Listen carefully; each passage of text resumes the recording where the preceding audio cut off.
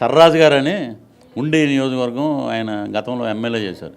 ఒకటే అన్నారంతే, మా వీధి నాటకం పశ్చిమ గోదావరి జిల్లాతోటి ప్రారంభమవుద్ది.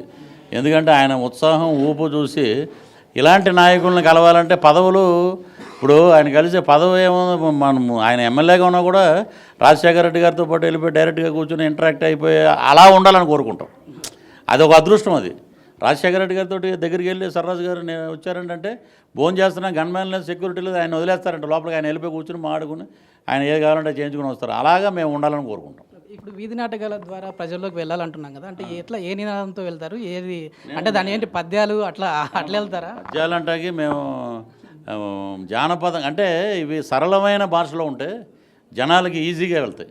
ఇప్పుడు మామూలుగా వెళ్ళి ఒక వినాయకుడు తను చూసి, ఇప్పుడు గెడ్డం మీద ఉండటం వల్ల మీరు సడన్గా పాయింట్అవుట్ చేయలేకపోతున్నారు.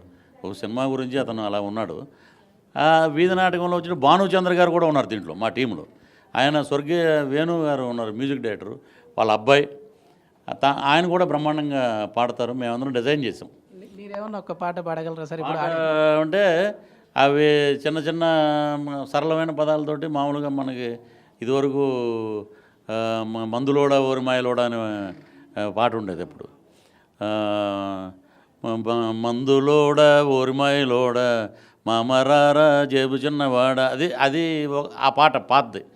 మనం ఎలా చెప్తామంటే డప్పు నేను బాగా వాయిస్తాను, ఆ డప్పు బాగా నేర్చుకున్నాం.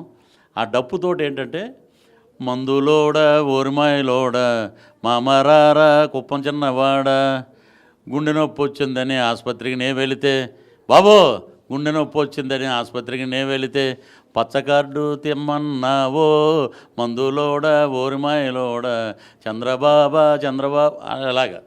అంటే ఆ మందులోడ అనగానే జనాల్లో ఒక ఊపు వస్తుంది. అలాగే జనాల్లోకి తీసుకెళ్ళి జనాల్లో ప్రభుత్వ వైఫల్యాలని ఎండగట్టడం, తూర్పారపట్టడం. మీరు మంచి పథకాలు చేస్తే, ఇప్పుడు 2004లో మీరు అంతకుముందు అద్భుతంగా మీరు సంక్షేమ రాజ్యం చేస్తే, మీరు బాంబ్ బ్లాస్ట్ జరిగింది అలిపిరిలో, ఎంతో సింపతి ఉండాలి. మరి మీరు చేసే పథకాలు అద్భుతంగా జనాల్లోకి వెళ్ళే అనుకుంటే మరి 2004లో రాజశేఖర రెడ్డి గారు ఎందుకు వచ్చారు? మరలా 2009లో మేనిఫెస్టో లేకుండా 2 హామీలు.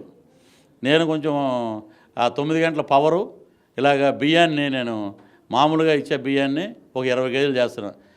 నా అభివృద్ధి చూసి మీరు ఓటేయండి అని చెప్పి ఆయన జనాల్లోకి వెళ్ళాడు. మరలా 157 సీట్లు రెండోసారి ముఖ్యమంత్రి అయ్యారు ఆయన.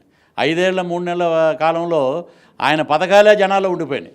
ఈ రోజున యాత్ర అంత సూపర్ హిట్ అవటం కారణం మరణం లేని మహామనిషిని ఎందుకంటున్నారు?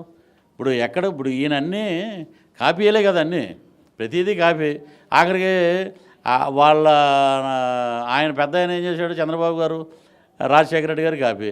ఇప్పుడు ఈయన లోకేష్ గారు వచ్చి జగన్మోహన్ రెడ్డి గారు అన్నీ తీసి దాంట్లో వేసేసి మేము అవతల భారతదేశ చరిత్రలో పోస్ట్ డేట్ చెక్కులు ఇచ్చిన ఘనత చంద్రబాబు నాయుడు గారు ప్రభుత్వం ఉంది.